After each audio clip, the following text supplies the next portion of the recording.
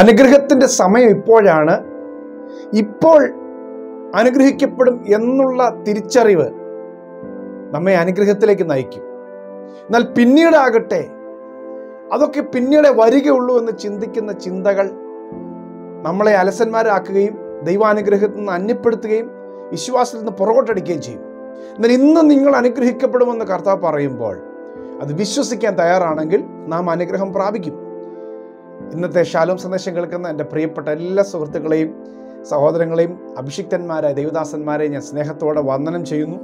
ഓരോ ദിവസവും നിങ്ങൾ ദൈവത്തിൻ്റെ സന്ദേശം കേൾക്കുകയും ദൈവം നിങ്ങളോട് സംസാരിക്കുന്ന നേരിട്ട് ഇടപെടുന്ന ആ വചനങ്ങൾ നിങ്ങൾ സ്വീകരിക്കുകയും ചെയ്യുന്നതിനായി ദൈവത്തിന് സ്തോത്രം ചെയ്യുന്നു. ഇന്ന് ഞായറാഴ്ച ദൈവത്തെ ആരാധിക്കാൻ നമ്മൾ ഒരുങ്ങിയിരിക്കുമ്പോൾ തന്നെ ഇന്ന് രാത്രിയിൽ ഇന്ത്യൻ സമയം 10 മുതൽ 11 വരെ ഒരു ഓൺലൈൻ വിടുതൽ ശുശ്രൂഷ ക്രമീകരിച്ചിട്ടുണ്ട്. ഇതിനോടകം ഒത്തിരി പേര് ഈ മീറ്റിങ്ങിൽ പങ്കെടുക്കുന്നുണ്ട്. എല്ലാ ഞായറാഴ്ചയും രാത്രി 10 മുതൽ 11 വരെ കർത്താവിനെ ആരാധിക്കുവാനും ഒരു വിടുതൽ സന്ദേശവും ദൈവിക ദൂതുകളും കേൾക്കുവാൻ ആഗ്രഹിക്കുന്നവർ മറക്കാതെ ഇന്ന് രാത്രി ഞായറാഴ്ച രാത്രി 10 മുതൽ 11 വരെയുള്ള മീറ്റിങ്ങിൽ സൂം മീറ്റിങ്ങിൽ നിങ്ങൾ ജോയിൻ ചെയ്യുക. ആർക്കെങ്കിലും ലിങ്ക് ലഭിക്കാത്തതുണ്ടെങ്കിൽ വാട്സാപ്പിൽ സന്ദേശം അയച്ചാൽ മതി, നിങ്ങൾക്ക് അയച്ചു തരുന്നതാണ്. ദൈവം അനുഗ്രഹിക്കട്ടെ. എബ്രായ ലേഖനം 12-ാമത്തെ അധ്യായം 17-ാമത്തെ വാക്യത്തിൽ അവിടെ യേശാവിനെ കുറിച്ച് പറയുകയാണ്. അവൻ പിന്നത്തേതിൽ അനുഗ്രഹം ലഭിക്കുവാൻ ആഗ്രഹിച്ചു, കണ്ണുനീരോടുകൂടി അപേക്ഷിച്ചിട്ടും തള്ളപ്പെട്ടു, മാനസാന്തരത്തിനിട കണ്ടില്ല എന്ന് നിങ്ങൾ അറിയുന്നല്ലോ.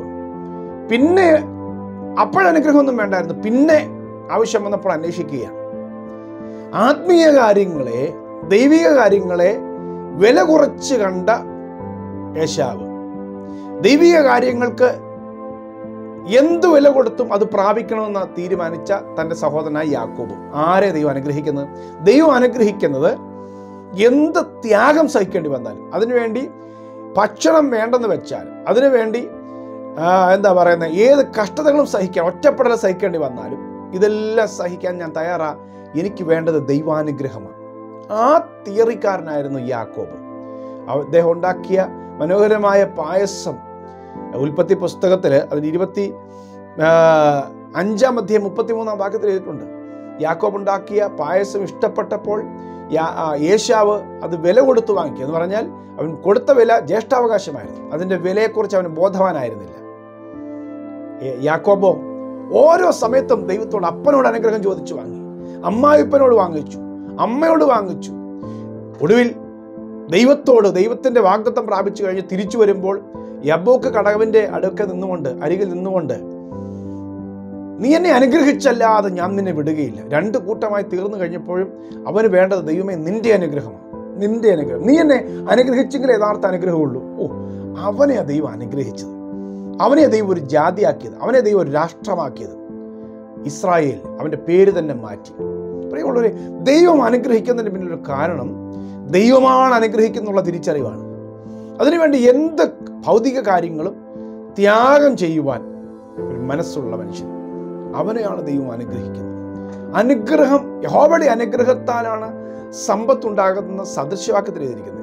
യഹോവയുടെ അനുഗ്രഹത്താൽ സമ്പത്തുണ്ടാകുന്നു, മനുഷ്യന്റെ അധ്വാനത്താൽ ഒന്നും കൂടുന്നില്ല. നമ്മൾ പണി ചെയ്താലോ നമ്മൾ അധ്വാനിച്ചാലോ എല്ലാം ഉണ്ടാകുന്നുള്ള ലോകത്തിൻ്റെ തിയറി. പക്ഷെ ദൈവം അനുഗ്രഹിച്ചെങ്കിൽ നമുക്കെല്ലാം ലഭിക്കും എന്നുള്ളതാണ് ദൈവത്തിൻ്റെ തിയറി. ഹല്ലേലൂയ. അലസന്മാരായി മടിയന്മാരായി തീരുകയല്ല, അതിലുപരിയായി യഹോവ വീട് പണിയാൻ തരുന്നാൽ പണിയുന്നവൻ വൃഥാ അധ്വാനിക്കുന്നു, യഹോവ പട്ടണം കാക്കാതിരുന്നാൽ കാവൽക്കാരൻ വൃഥാ ജാഗരിക്കുന്നു. നിങ്ങൾ അധികാലത്ത് എഴുന്നേൽക്കുന്നു, നന്നാ താമസിച്ച് കിടപ്പാൻ പോകുന്നു, കഠിന പ്രയത്നം ചെയ്ത് ഉപജീവിക്കുന്നു, വ്യർത്ഥമത്രേ. തൻ്റെ പ്രിയനോ അവൻ അത് ഉറക്കത്തിൽ കൊടുക്കുന്നു. 127-ാം സങ്കീർത്തനം 1-2 വാക്യങ്ങളാണ്. ദൈവത്തിൻ്റെ പ്രിയനായി തീർന്നാൽ അവന് ഉറക്കത്തിലാണെങ്കിലും ദൈവം വിളിച്ചു കൊടുക്കും. നമുക്ക് കഴിയാതെ പോകുന്നതും പ്രാപിക്കാൻ കഴിയാതെ പോകുന്നതെല്ലാം ഇതാണ്. ദൈവത്തിന് പ്രിയരായിരിക്കുക, ദൈവികമായ തീരുമാനങ്ങൾ, ദൈവത്തിന് ഇഷ്ടമുള്ള തീരുമാനങ്ങൾ എടുക്കുക, ദൈവത്തിൻ്റെ പക്ഷത്ത് നിൽക്കുക. അതിനുവേണ്ടി ഞാൻ എന്ത് ത്യാഗം സഹിക്കേണ്ടത്? ചിലർക്ക് അവരുടെ വിഷയം അവർ തന്നെയാണ് അവരുടെ വിഷയം, ചിലർക്ക് അവരുടെ മാതാപിതാക്കളാണ്, അത് കഴിഞ്ഞേ ബാക്കിയുള്ളതുള്ളൂ. ചിലർക്ക് അവരുടെ കുഞ്ഞുങ്ങളാണ്, ചിലർക്ക് അവരുടെ സമ്പത്താണ്, ചിലർക്ക് സൗന്ദര്യമാണ്. അതൊക്കെ കഴിഞ്ഞ് ദൈവിക കാര്യങ്ങളുള്ളൂ. നമ്മൾ ദൈവത്തിന് പ്രാധാന്യം കൊടുക്കുക എന്ന് പറയുമ്പോൾ ദൈവികമായ കാര്യങ്ങൾക്ക് കൊടുക്കുന്ന പ്രാധാന്യം അനുസരിച്ചാതിരിക്കുന്നു. ആത്മീയ കാര്യം ഇന്ന് ആരാധനയുണ്ട്, ദൈവത്തെ ആരാധിക്കുവാൻ. ഉപാധികൾ പറഞ്ഞ് ഒഴിവായി നിൽക്കുകയല്ല, ദൈവത്തോടുള്ള പ്രാധാന്യം. ഹല്ലേലൂയ. അപ്പൊ ചുരുക്കത്തിൽ ദൈവാനുഗ്രഹം അനുഭവിക്കുവാൻ ആഗ്രഹിക്കുന്നവർ ഈ സന്ദേശം കേൾക്കുമ്പോൾ നിങ്ങൾ ആത്മീയ കാര്യങ്ങൾ കൊടുക്കുന്ന പ്രാധാന്യത്തെക്കുറിച്ച് ഒരു പുനർവിചിന്തനം നടത്തണം. ഞാൻ എത്ര സമയം, എത്ര ദിവസം ഓരോ കാര്യങ്ങളിലും ദൈവികമായ കാര്യങ്ങൾ കൊടുക്കുന്ന പ്രാധാന്യം ദൈവം പറയുന്ന കേൾക്കുന്നു, അവരെ ദൈവം അനുഗ്രഹിക്കും. ഇസ്രായേൽ ജനം മരുഭൂമിയിലേക്ക് ഇറങ്ങി വാഗ്ദത്ത കനാൻ ദേശത്തിലേക്ക് പോകുവാൻ. ആമേൻ. അവർ പോകുന്ന സമയത്തും അവരെ അനുഗ്രഹിക്കുന്ന ദൈവമാണെന്ന് അവർക്ക് തിരിച്ചറിയേണ്ടതിന് ഒത്തിരി അനുഭവങ്ങൾ ദൈവം കൊടുത്തു. പക്ഷെ അതിലൊന്നും അവർ തൃപ്തരായില്ല. വാഗ്ദത്തമുള്ള ജനം മരുഭൂമിയിൽ പട്ടുപോയി. എന്നാൽ പിന്നീട് ഇറങ്ങി തിരിച്ച ജനമാണ്, അല്ലെങ്കിൽ പിന്നീട് വന്ന അവരുടെ തലമുറയാണത് പ്രാപിച്ചത്. ഇത് അനുഗ്രഹം പ്രാപിക്കാനുള്ള സമയം. ഒന്നുകൂടെ ഞാൻ പറയാം, ദൈവം നമ്മുടെ കൂടെ നിൽക്കുന്നതാണ് നമ്മുടെ അനുഗ്രഹം. അത് ഏത് വിഷയത്തിലും ലോകരെല്ലാവരും ഒറ്റപ്പെടുത്തിയാലും ഞാൻ ദൈവത്തിൻ്റെ കൂടെയുണ്ട്, ഞാൻ ദൈവത്തിൻ്റെ കൂടെ നിൽക്കും. ദൈവം നമ്മുടെ കൂടെ ഉണ്ട്, ഉറപ്പാ. പക്ഷെ ഞാൻ ദൈവത്തിൻ്റെ കൂടെ ഉണ്ടോ? ഹല്ലേലൂയ.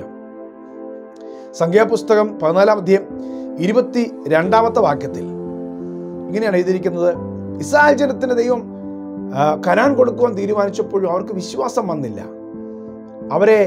അവർ ദൈവത്തെ 10 പ്രാവശ്യം ദൈവത്തെ പരീക്ഷിച്ചു.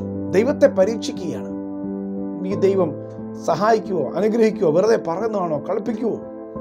10 പ്രാവശ്യം പരീക്ഷിച്ചു. ദൈവത്തിനത് കോപമായി. 40 വർഷമാണ് അവർ മരുഭൂമിയിലൂടെ ഉഴുന്ന് വലഞ്ഞ് നടക്കേണ്ടി വരും. സംശയം ഉണ്ടാകരുത്, ദൈവം കൂടെ ഉണ്ട്. അത് തന്നെ നമ്മൾ പറയണം. ഞാൻ ഒറ്റപ്പെട്ടു പോയി, എനിക്ക് ആരുമില്ല, ഏതുമില്ലെന്ന് പറയണ്ട. ദൈവം കൂടെ ഉണ്ട്. ഹല്ലേലൂയ. യാക്കോബ് ഉറങ്ങുന്ന സ്വപ്നത്തിൽ ഒരു ഒറ്റപ്പെട്ട സ്ഥലത്ത് പദ്ദനാവിരാമിലേക്ക് പോകുന്ന വഴിക്ക് ഒറ്റപ്പെട്ട സ്ഥലത്ത് വന്നപ്പോഴാണ്, ലൂസെന്നോ അല്ലെങ്കിൽ ബഥേലെന്നോ പറയുന്ന സ്ഥലത്ത് വന്നപ്പോഴാണ് അവൻ കാണുന്നത്, അവൻ്റെ അടുക്കെന്ന് രാത്രി കാണുകയാണ്, സ്വപ്നത്തിൽ ദൂതന്മാർ ആകാശത്തിലേക്ക് പോകുന്നു, സ്വർഗത്തിലേക്ക് പോകുന്നു. അവിടുന്ന് കുറേ ദൂതന്മാർ ഇറങ്ങി വരുന്നു ഒരു ഗോവേണി വഴി. അതിൻ്റെ മുകളിൽ ദൈവം നിൽക്കുന്നു. അപ്പോൾ ആരുമില്ല, എൻ്റെ കൂടെ ആരുമില്ല, ഒറ്റപ്പെട്ട കുറ്റിക്കാടാണ്, കൽക്കൂട്ടങ്ങൾ നിറഞ്ഞ സ്ഥലമാണെന്ന് പറഞ്ഞാലും അവിടെ ദൈവം ഉണ്ടെന്ന് അവന് തിരിച്ചറിഞ്ഞു. ദൈവം എൻ്റെ കൂടെ ഉണ്ടെന്ന് പറയുമ്പോൾ ഭയങ്കര ഒരു ആവേശമായി. അവർ തീരുമാനം എടുക്കണം, അവിടെ പള്ളി പണിയും, ദശാംശം കൊടുക്കും, ഞാൻ യഹോവ തന്നെ എൻ്റെ ദൈവമാകും. നോക്കിയേ, ദൈവം കൂടെ ഉണ്ടെന്ന് ഉറപ്പാക്കുക, ദൈവസാന്നിധ്യം. അങ്ങനെ നമ്മൾ ആഗ്രഹിച്ചാൽ അവൻ നമ്മുടെ കൂടെ നിൽക്കും. അവൻ എന്നോട് പറ്റിയിരിക്കുക, ഞാൻ അവനെ വിടുവിക്കും. അവൻ എൻ്റെ നാമത്തെ അറിയുക, ഞാൻ അവനെ ഉയർത്തും. ദൈവം നിങ്ങളെ ഉയർത്തും കേട്ടോ. ദൈവം നിങ്ങളെ അനുഗ്രഹിക്കാൻ ആഗ്രഹിക്കുന്നു. വിളിച്ചിറക്കിയത് നിങ്ങളെ വഴിയിൽ ഇട്ടിട്ട് പോകാനല്ല, പരീക്ഷിച്ച് തളർത്താനല്ല.